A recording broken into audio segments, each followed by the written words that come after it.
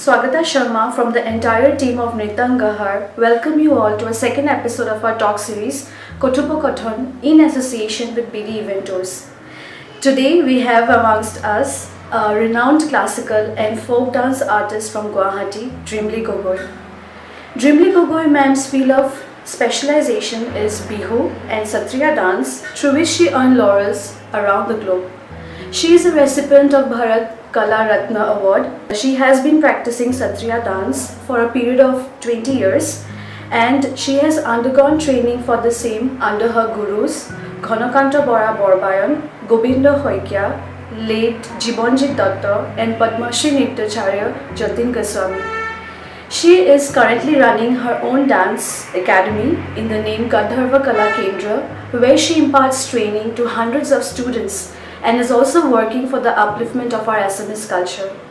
She is also a senior Bihu Homragi in the field of Bihu dance, and she has performed in both national as well as international levels and has played a vital role in propagating our Assamese art and culture. So let's welcome her today. Ma'am, first of all, I consider myself lucky to be sitting beside you and taking your interview. Before moving on, ma'am, I would like to ask you, how is your feeling to be a part of our today's episode? It's really good to be a part of your episode because this is another right platform to express myself. Thank you so much. Ma'am, we would like to know about your childhood. Since when did you start learning dance and under whom you took training? I think it's a God's blessing because right from my birth, I should say with the start of my mother's womb, I heard the music of dhol playing because my elder sister, she used to dance, and moreover my parents had managed a lot in this Guwahati city in the early 80s to form a Bihu Husuri doll that time, because in Guwahati that period of time, because such kind of groups were not there, it was very rare, and my parents were so eager in forming a Bihu Husuri group where I could see my sister and other elders participating, performing, and that time stage to stage they used to give presentations, and I was just a young child then. So from that period onwards I have heard what is music, I followed the rhythm, and my parents took the initiative to introduce me to the world of music because that time they gave me an opportunity to learn classical music, vocals under my guru Vivekananda Sharma sir. He used to come to my place, and when I was in class nursery I learned Saregama. After that sir could see because my little feet, it always kept on dancing here and there. So my vocal sir, he insisted my parents, why not you introduce her to the world of dance as well. And for the very first time, my first guru in my life was Guru Govinda Hoikya sir in the field of Sattriya. That time I was in class KG, and I could still remember how it was difficult for sir to make me understand about Nrityangahara's. And I was just interested only dance Krishna because I used to admire Krishna's picture, photo, whatever. I used to dress like Krishna. I would feel like dancing like Krishna. I don't know where from that came. And that's how I still remember in class 1 standard, sir taught me Krishna dance, and my first performance was in Ishkan temple, Ulubari. And from thereafter I never stopped learning dance. However, my mother taught me Bihu. I saw in my own group at my own home. And thereafter there was no looking back. Okay. So your dance journey is very colorful. Yes, of course, yes, because I got both the flavors of folk as well as classical. I got to know about what is classical singing, though I am not a professional into that. I completed my classical singing under Bhatkhande Sangeet Vidyapith Lucknow in the year 1998. Thereafter, I move on giving performances in Sattriya basically under my guru's guidance, Govinda Hoikya sir, and I still remember all over India we performed, no doubt, and in 1997 there was an island festival in Andaman and Nicobar Island, and there I gave my performance in group. Thereafter, at the same time, when I was promoted to class 9 and the nearby other groups of Bihu dance, they insisted me to dance Bihu and perform individually, solo. I was not at all aware what it is actually. I have seen girls dancing, my parents used to take me in groups, and thereafter they give me the first punch that you please face the stage alone. then that time I had to sing a lot, because Bihu, without a Bihu Jojona or a Nam, that cannot happen. So that gave me a lot of confidence. Of course, I did got scolding from everyone, because I was hardly bothering to sing at all. I only knew to dance, but that time so many artists they used to assemble at my home, and in one performance to perform on stage in a solo, there used to be 6 to 7 accompanying artists. So all of them in their own way they tried to train me. It was not only one single individual person's blessing on me.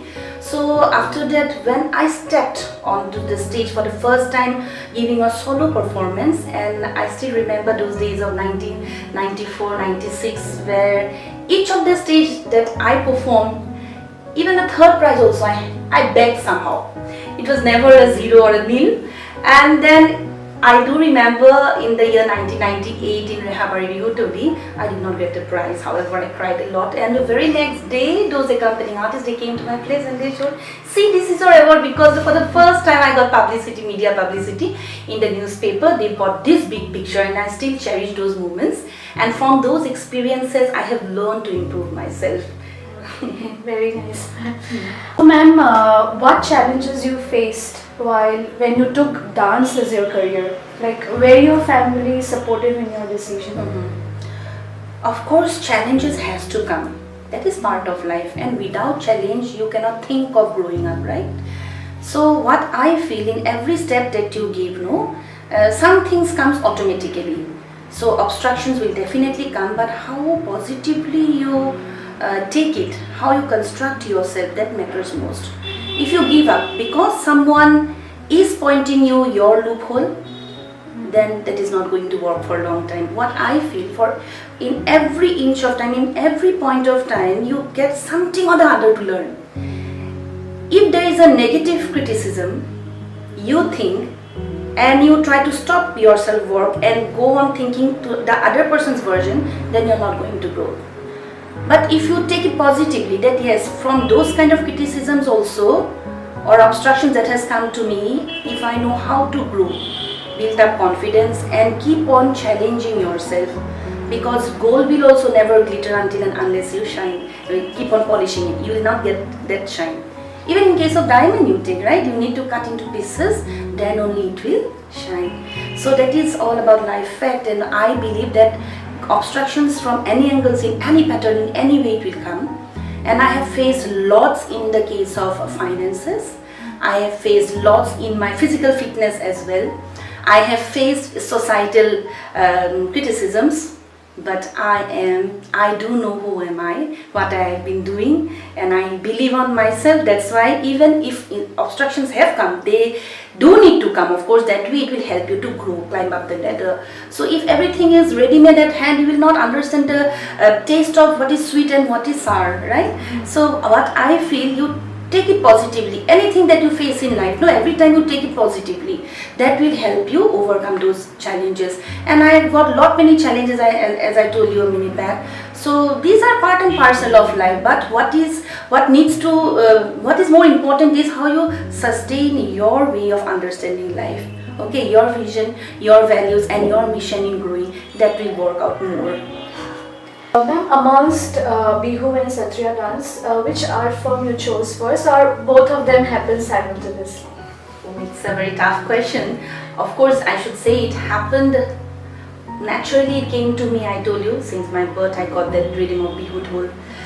Then, of course, the first grammar in life about dance, I got the chance through learning Sattriya first. And I was not known as a Sattriya dancer, because since my childhood I have been learning Sattriya, no doubt. I performed a lot, because that time that kind of media exposure was not there. Because nowadays you do anything XYZ, you have a chance to preserve everything. But I could not say to the audience that yes, I did so, but I do have certificates, no doubt. That the first experience I had, and my first priority was always Sattriya. And thereafter, when in the year 1996 I started competing professionally, I don't know, that pulse was there inside me, that rhythm was there, that energy. I never competed with others, but somehow audience observed me, and that time I got a proposal to perform in Kazakhstan, with our late Gogoi video. She was a good dancer then, and she's a renowned politician's sister as well. Where former Chief Minister Hiteswar Haike's sister. That lady recognized me somehow. I don't know. I was in a group of 5 girls had to perform there, and I was selected one of them. So I felt I was so tendered, and I didn't know what is going abroad, what is visa, what is passport, and that was of course sponsored by government. And with that, something entered into my mind. My head key, no, I have to achieve more. And it was not like to get something, but it came automatically to me, because the moment I hear the music, I cannot stop myself. It was not competing something else or to get something else or to get only appreciation, because I loved dancing. So I tried to give my best way of expressing myself on stage. And amidst 12-10 dancers also, there are instances, experiences that from the audience people would come, and there are so many veteran artists who used to recognize me backstage also. You are the one, oh, you dance so well, and that then automatically came to me. And thereafter in the year 2002 with Dilip Phukan, he's a renowned Bihu artist, he gave me the proposal to take me to Mauritius, and then we went to Reunion Island, and thereafter I got a chance in the year 2007 also to lead my own team. It was to have a workshop done over there, both in Hotri as Bihu, and it was a 2 hours performance constantly. So I took 2 accompanying artists there in UK, and I had to perform in London, Nottingham, Birmingham, South Wales, Swansea. So the Assam Association from United Kingdom, they gave me the proposal that we are going to sponsor you, but however you have to teach our Indians over here as well, and there are others also who wants to participate. And I was very young that time, but those kind of experiences built a lot of confidence in me, because I had that passion of dancing, and I love my Assamese Hamaskriti, Assamese culture, and that is so dear to my heart. And because of that only I got a chance to meet you as well today. So it's nice, it's a nice journey, it's a colorful journey, but it all depends how you take it, and I have learned all from my experiences. Yes. I like to mention that, ma'am, I still admire you whenever you dance, Bihu dance. The energy you have, and the way you do the pak and everything, it's really very energetic, and I admire whenever you dance Bihu dance. Thank you.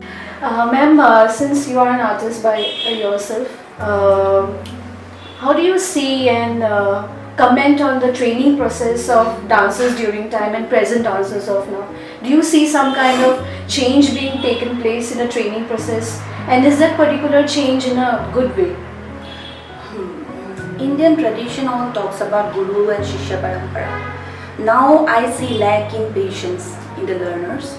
So they instantly, if they have learnt an art form for a year, they will instantly require a stage. They expect to get appreciations, then honors everywhere. That which is, I think, is very temporary.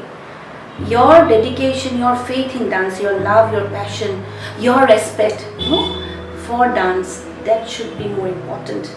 And nowadays that is lacking amongst the youngsters, because there is so many variety of means to expose yourself. So it becomes very easy in any platform. You are learning a dance for a year or so, but when you post something, it becomes so viral, and then at times it is very good also to see youngsters learning. There are dedicated artists, no doubt, but I see that percentage of good artists number is becoming less, because in our days we never thought of getting appreciation, and that's why we are dancing. It was not so, because we loved to dance.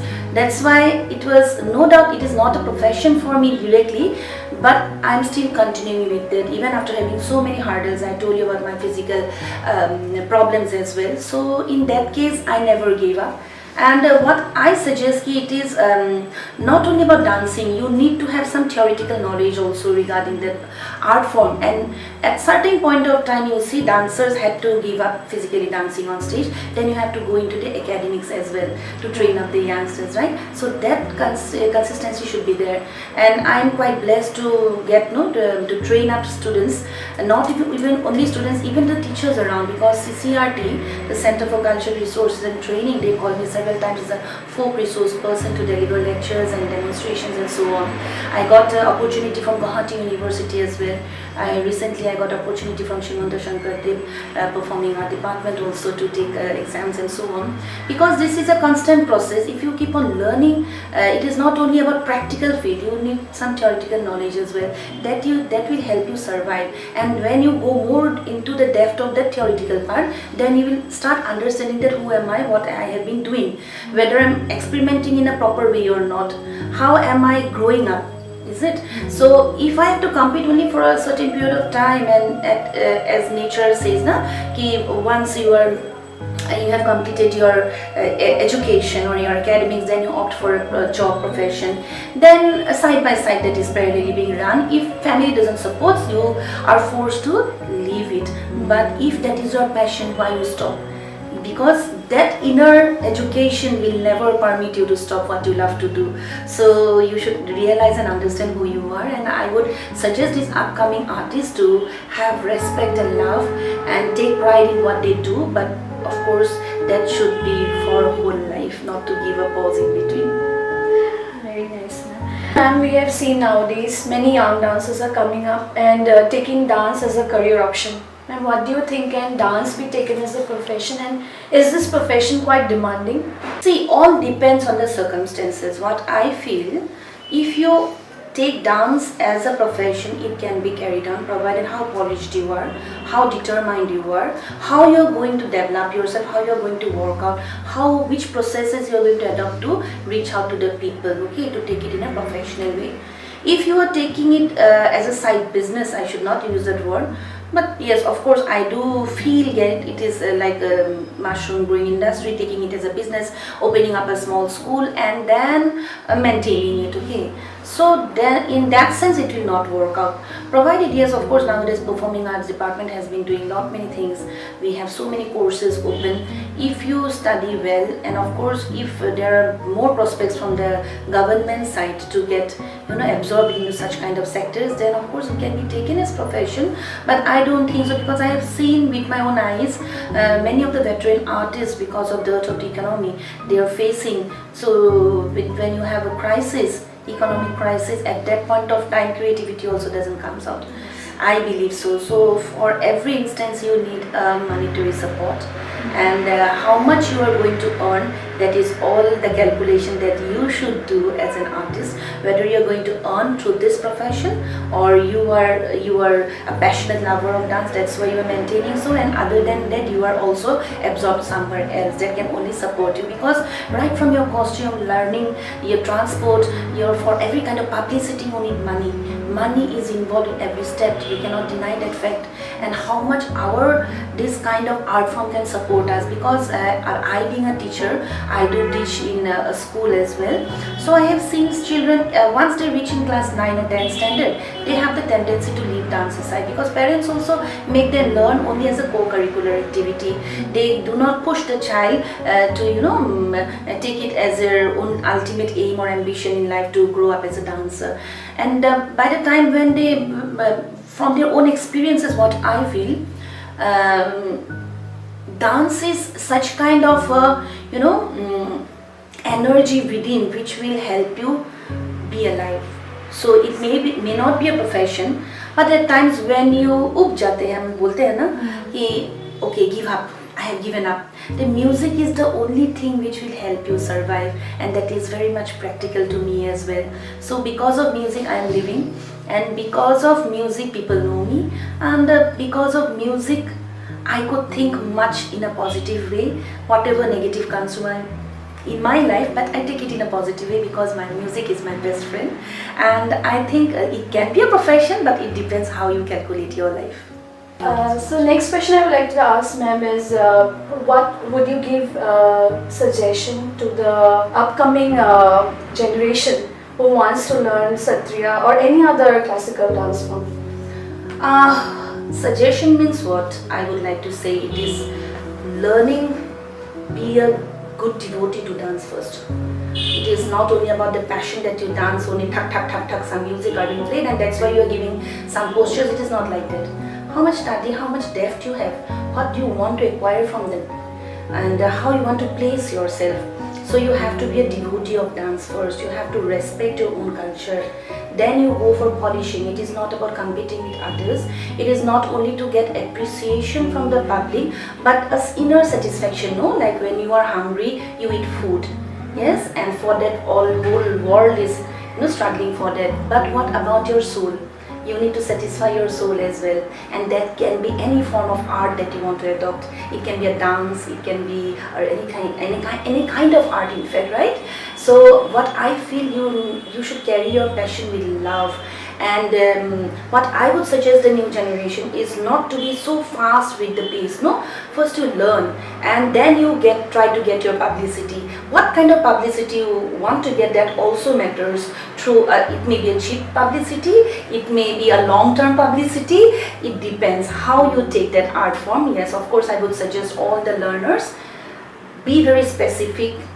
Be confined to that art form, be dedicated, and try to love and learn and go into the root first.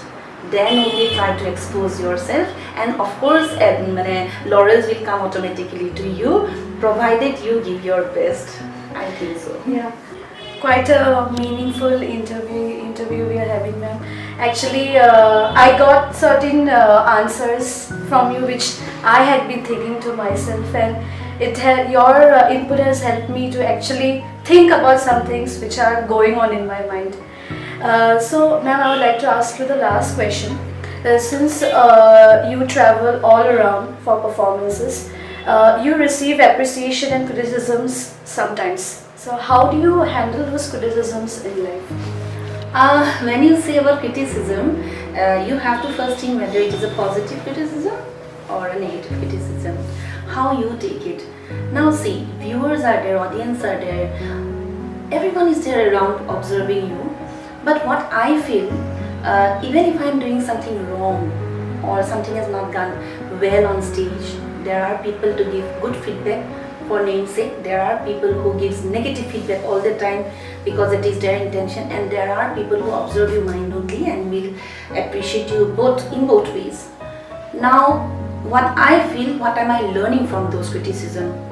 If with my maturity, what I feel, if I have to take it only negative value out of that, that is not going to work out, because for every incident happening in your life or any kind of criticisms coming to you, you have to take it positively.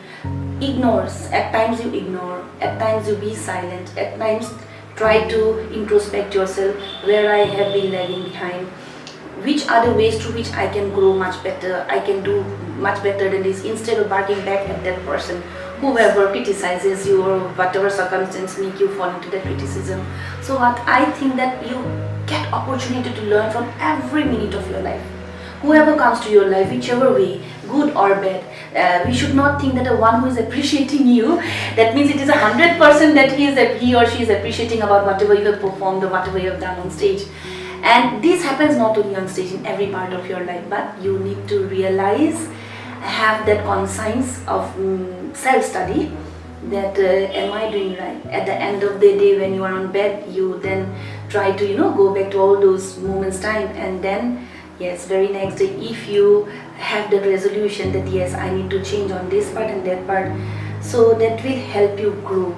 So criticisms, you have to take it positively, whether a person means you to hurt, criticizes you to hurt you, or criticizes to, or just to praise, just for namesake, that doesn't count. You should not bother for that. What I feel, okay, from you, from her, from him, I'm learning these things. What am I learning at the end of the day? So that is more important. So if we have to act and react according to people's words, that is not going to work out. And second most important thing, what I feel, as I told you in the beginning of my interview, that music, that rhythm, that pulse came in my blood, and I am born to be in the field of music. And even if someone points me out just to pull me down, to degrade me, underestimate me, undermine me, why am I giving him that authority? He is no one to me, because that God is within, God's power is in me, and God is blessing me constantly, and I need to nurture that and grow ahead until my last breath. That's what I believe so. Thank you. So this is all for today's episode with the very talented Dreamly Gogoi ma'am. Quite a meaningful interview we had. Please subscribe to our channel Nrityangahara, and don't forget to hit the bell icon for notifications from time to time. So, this is me, Swagata Sharma, signing off for today with the promise of bringing more interesting episodes with many different talented artists. Keep watching Kothupokothon in association with BDeventours. Namaskar.